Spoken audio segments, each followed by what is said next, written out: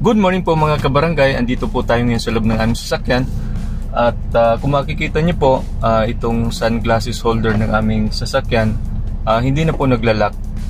So parang may natanggal sa loob, titingnan po natin at try po nating i-DIY. Ayan po. At syempre po, kung hindi ka pa po nakakapag-subscribe sa aking channel, pa-click na lang po ng like and subscribe button. At syempre po yung ating notification bell para ma-notify kayo kung may bago na naman po tayong i-upload na video. Una po nating tatanggalin itong cover ng ilaw gamit po itong ating prying tool, o kung wala naman po mga flat na bagay na hindi matalim para hindi magasgas yung ating sunglasses holder. Bali may tatlo po tayong tornilyong tatanggalin dito para tanggal po natin itong sunglasses holder. Ito po yung kadalasan nangyayari na parang sa mga Montero Estrada o kaparehas ng ganitong mga sunglasses holder, bigla na lang pong bumubukas. Parang may natatanggal sa loob kaya bigla na lang bumubukas. Ito po hindi ko naman po kadalasang ginagamit dahil wala naman po akong nilalagay na sunglasses. Kaya lang po, nangyari, bigla na lang bumukas. Kaya po, try po nating i-DIY.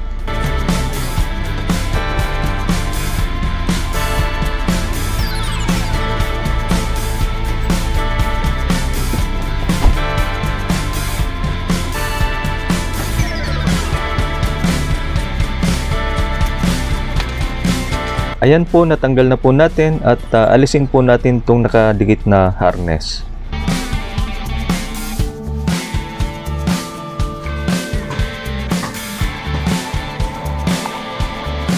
Ayan po, hindi na po siya naglalak kahit ilang ulit mo po siyang dinidiinan. So ang gagawin po natin, tatanggalin po natin itong pin.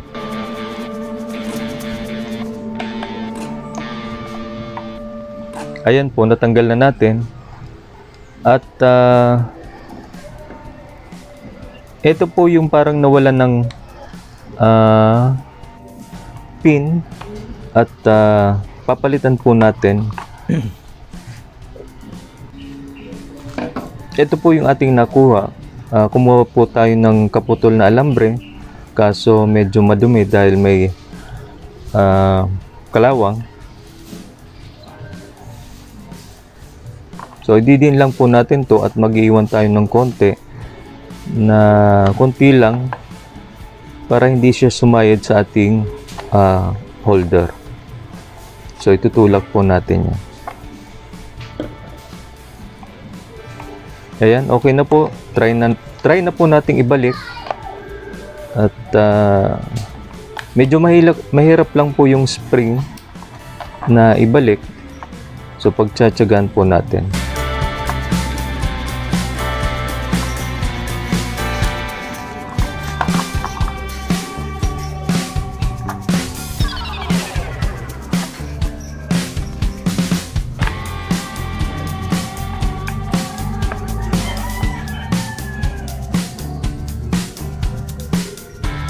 Ayan po, nakapasok na yung spring at ipasok na rin po natin yung pin na humahawak dito sa ating holder.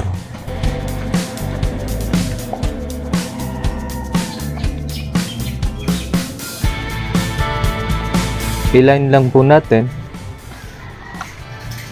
para may pasok po natin itong pin.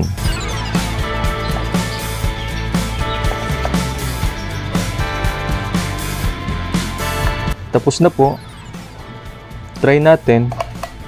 Ayan, okay na po. Naglalak na po yung ating sunglasses holder.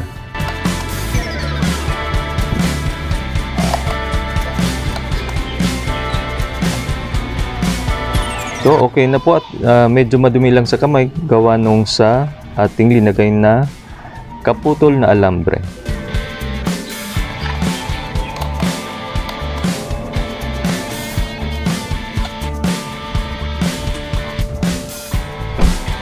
Ibabalik na po natin itong ating tinanggal Same lang po, ibabalik po itong harness.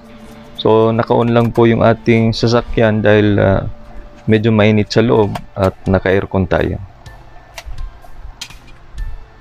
After po nating mai-connect yung harness, ituturnilyo na po natin to.